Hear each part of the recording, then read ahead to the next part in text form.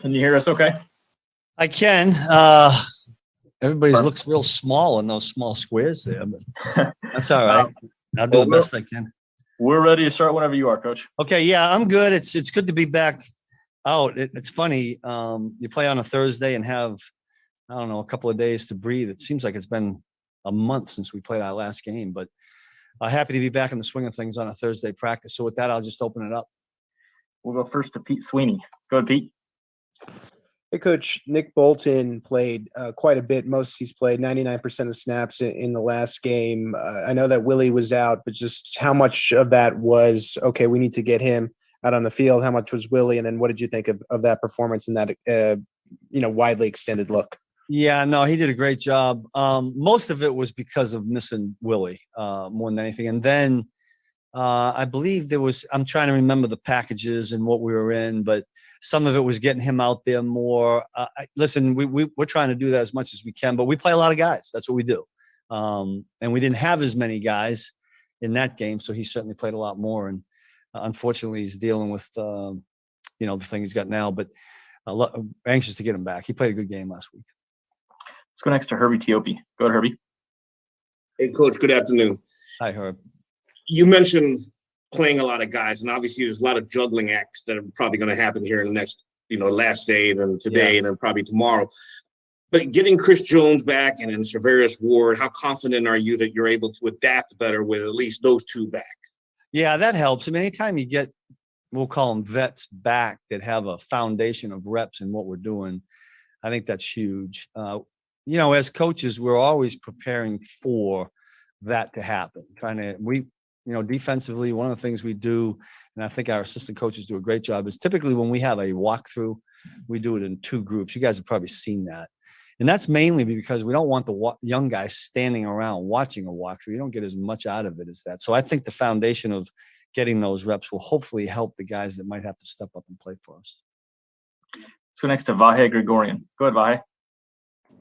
Hey, Steve. We know Andy so much for his stability. But I also wonder if maybe it's a little underappreciated how adaptable he's been in his career and how much this moment kind of speaks to that. Do you have a way you could describe that, and is it accurate? Very accurate, number one. And the words that just come into my mind when you talk about Andy is rock solid. It's kind of simple, but Andy keeps it simple. He's direct. I think what's really great about working and playing for Andy is exactly what you're getting all the time, and he's never going to panic. And that's reassuring for any of us in this business, because there's going to be these ups and downs and, sudden changes, sudden challenges, we call them, whether it's during the game or during the week, especially in the world we live in now. And it's great to have Andy leading the charge here. Let's go next to Seren Petro. Go ahead, Seren. And Brad, I'll have a quick follow-up. First of all, just to go a little deeper on Nick Bolton, his coverage ability, he obviously has great field vision, like right linebackers have kind of that running back vision to see where the running back's going to go. He clearly has that. Is that something that translates to coverage as well? Or is that a whole different skill set? One guy might be able to really diagnose the run, but he doesn't see the pass game as much. And how does Nick Bolton fare in that part? Yeah, I just think Nick is, what you're alluding to is Nick is very instinctive. And I think it's instinctive pass and run, in my own opinion. He, the one thing that's unique about being off linebacker is you see a lot of things in front of you happening really fast. And the guys that can dissect that real quickly are the guys that are real instinctive. In other words, it doesn't get cluttered for him. It's clean, whether it's a pull or they're faking it to the run back and the offensive linemen are popping up and it's a pass read for him. He's really good at it. I think Matt does a great job with him and giving guys those looks during the week. But Nick, the greatest trait I think Nick has is his instinctive ability in the vision. And I think those are the two things that you're talking about. And then, I know for us, when it comes to testing, we all get our test to come out there. It's either positive or negative, right? I'm curious, is the testing that you have there in the NFL go a little bit deeper in the sense that, you get a sense for whether or not a guy's progressing? Did you know 2 days ago Chris Jones was trending towards being ready to go, or is it just 0 or 100? Yeah, no, I kind of leave that up to Rick. So when Rick comes to me and says, so and so is good to go, we're good to go. No, really, I just leave that in the hands of the training staff, to be quite honest with you. Let's go next to Nate Taylor. Go ahead, Nate. Hello, Steve. I have two questions for you. What's your message and thought process to bring L'Jarius Sneed back into the fold as smooth as possible? And then secondly, given how much you rotate the defensive line, having all those guys intact, how much will that be important considering everything that's going on with the rest of the unit? Yeah, I mean, listen, we all keeping our fingers crossed that nothing happens between now and the game. So we're prepared. With the D line, we'll keep the rotation going. I think that's going to benefit us going forward. We hope that the season goes a little bit longer than regular season. We know that's not guaranteed right now, but getting all those guys involved is really good. Getting L'Jarius Sneed in there we're pushing that. He was out there yesterday and today. He's kind of picked up where he left off. Again, it's been a couple of games, but he's done such a good job and had so many reps at that particular position that we're positive and feel like he can step in there and do what he normally has to do. Let's go next to Adam Teicher. Go ahead, Adam.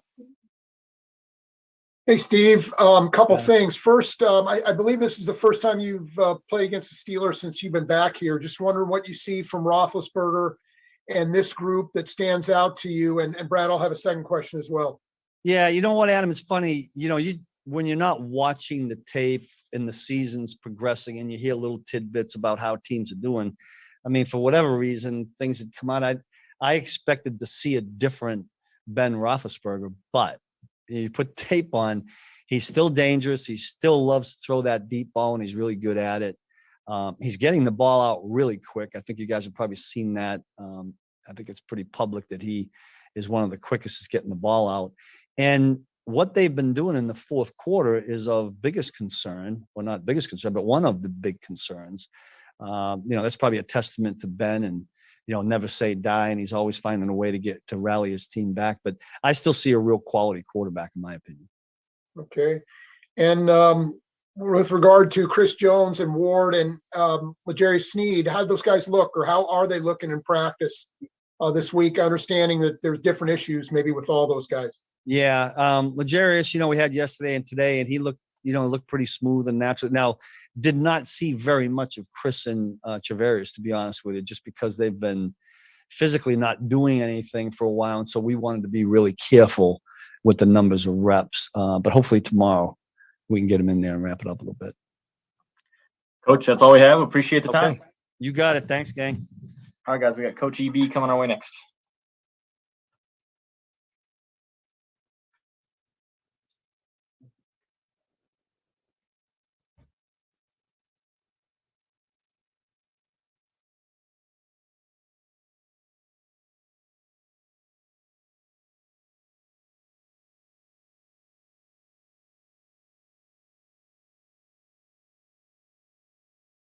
Can you hear us okay? Loud and clear. Can you guys hear me? We got you. We're ready to start whenever you are. All right. First of all, I hope that everybody's doing well. I know we're all under the microscope now with what's going on with COVID. So hopefully everyone's family has remained safe and sound throughout all of this. On top of that, a lot of things has taken place over the past few weeks. Our guys are playing some good ball. It's time for us to get back on track and make sure that we're locked in and focused on this particular week at hand. With that said, I'm all ears. Let's go first to Herbie Keopi. Go ahead, Herbie. Hey, Coach. Good afternoon. Good afternoon. TJ Watt is a guy that predominantly lines up over the right tackle, and obviously with the COVID situation, you've got some stuff going on with Lucas Niang, Andrew Wiley on the injury report. But what do you tell these guys, whoever is lining up at right tackle, what they need to be aware of in preparation for a guy like TJ Watt? Well, TJ, I mean, he's a great player. It speaks for itself when they turn the tape on. Coach Heck is going to coach those guys up just like he does each and every week. Next man up. But when it's all said and done with, obviously we know that who's ever lined up at that particular position is going to have his hands full. But also, too, we know that challenge. But the thing that we need to do is just go out and make sure that we're putting him in the best positions to have some success against it. We know what that guy presents. We know we're very well of who he is and what he's about. We're just looking forward to the challenge as well. Let's go next to Adam Teicher. Go ahead, Adam. Hey, Eric. I know there's still time for Travis and Tyreek to make it back and play on Sunday, but what's it going to look like, assuming those guys don't make it back for Sunday's game? What's the offense going to look like without those guys? Well, I tell you what, there's going to be a whole lot of Kansas City Chiefs dressed up out there with uniforms. You'll just be missing those two particular players.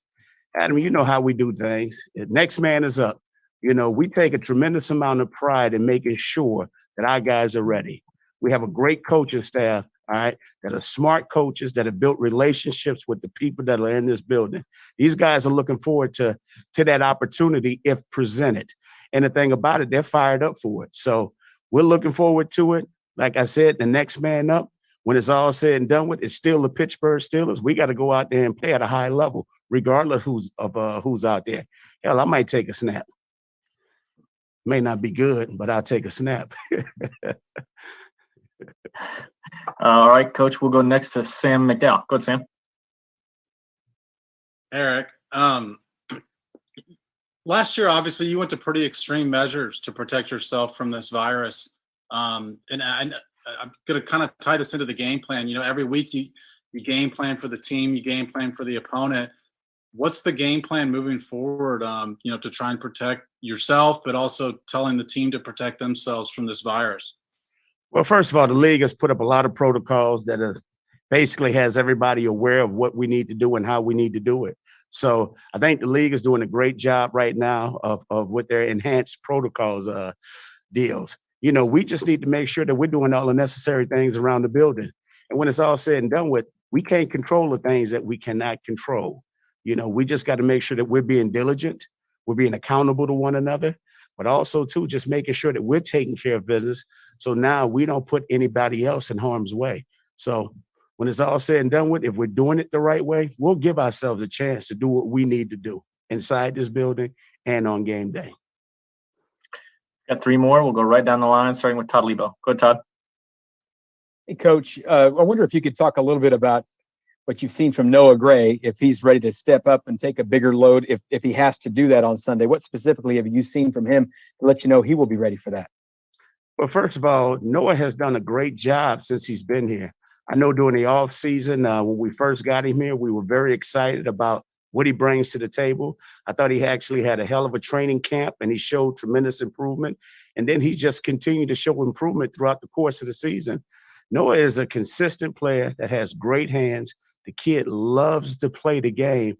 And I mean, he's sat in that room with Travis Kelce and that have absorbed all that knowledge, not only from him, but from Coach Tom Melvin, who has coached, Kelce up over the past few years. So we're not concerned or worried about what Noah's not going to do. We just want him to go out there and maximize this opportunity if that was to happen, and he's the man. So we just want to make sure that he goes out there and enjoy himself and have some fun as well. Next to Nate Taylor. Go ahead, Nate. Hey, Eric, if the situation remains the way it is right now, and you guys have only one tight end available to you, just how much does that change sort of the formations that you guys can present to the Steelers?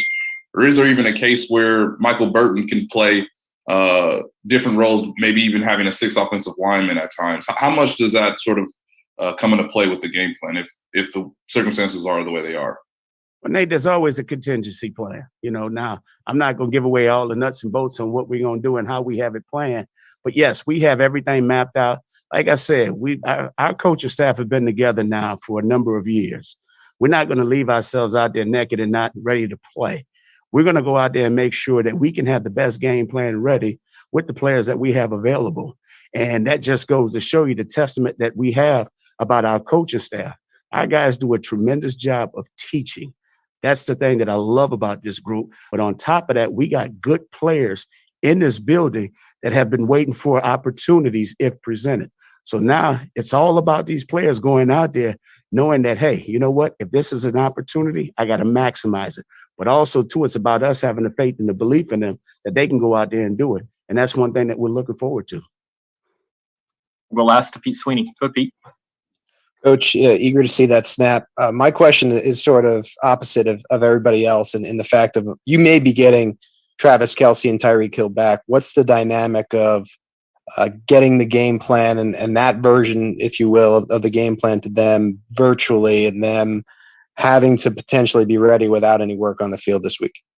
Well, if you know anything about Travis and you know anything about Tyreek, you know they're out of the building, but they're a part of every meeting. On top of that, I guarantee you, those guys are doing something on their own to make sure that they're in tune to what we're doing. I'm sure if those guys can run, they're on somebody's treadmill running right now within their homes. They're on a bike doing whatever they need to do to get ready. So my concern is just making sure that they're healthy to come and play. Okay.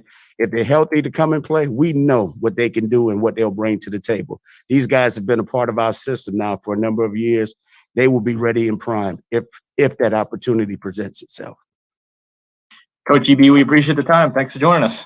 All right. Merry Christmas to everybody. And you guys have a great holiday. You too, Coach. Thank you. We got Coach Toub coming up next.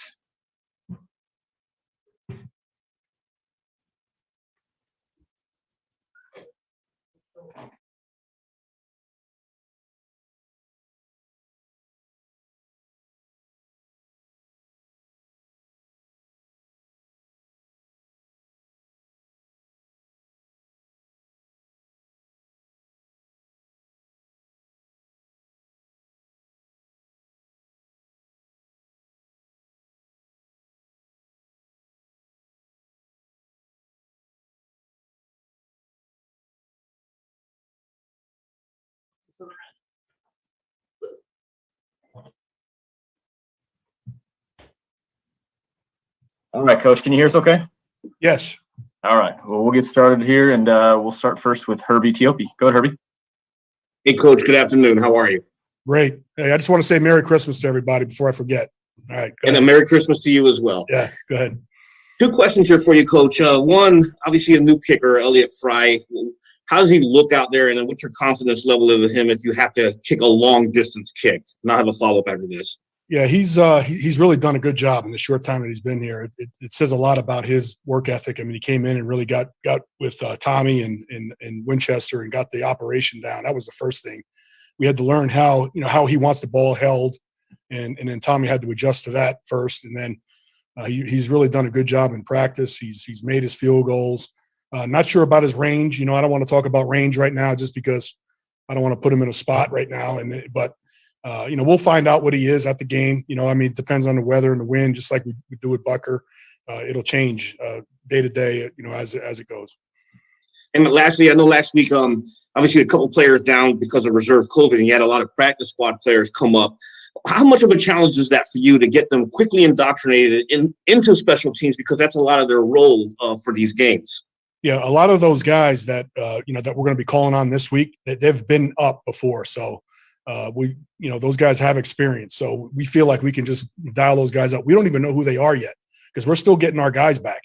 Every day we get another guy back, and that's a good thing. That's the positive thing. So we're going to wait till the last minute, until we find out who we're going to pull up. But those guys that are on that practice squad, fortunately this year, they've gotten a lot of experience, fortunately or unfortunately, how you want to look at it. But, for us, we'll be able to plug and play on my end of it. Go next to Pete Sweeney. Go ahead, Pete.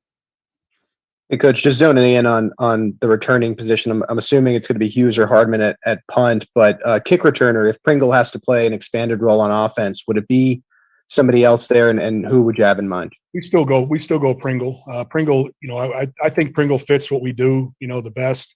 We're not getting a lot of them. I mean, a lot of teams are kicking back, kicking away from us.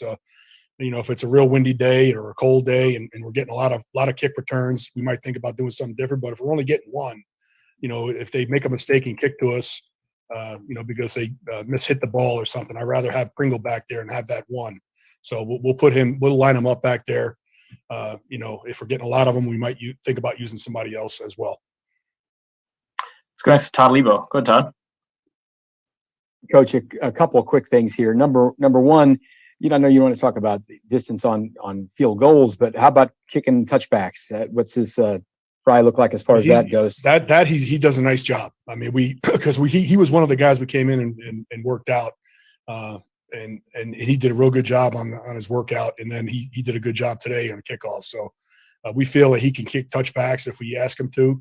A lot of times we don't. He could kick a high ball and keep it short to where we got to cover it too. So he gives us a variety of the ways to go there. And as far as, just when you get a chance to get him to kick in the stadium before game day, you have a chance to maybe do it the next couple of days? Because that's a little different than your practice field. No question. We went over there today, and he had a really good workout. We went over today after we kicked at our place, or our practice facility. Went up there and kicked a bunch of kicks going both ways. We had the win that we're probably going to get for Sunday, what we think, and it was a good session today. So feel good about where we're at right now. Let's go next to Nate Taylor. Go ahead, Nate.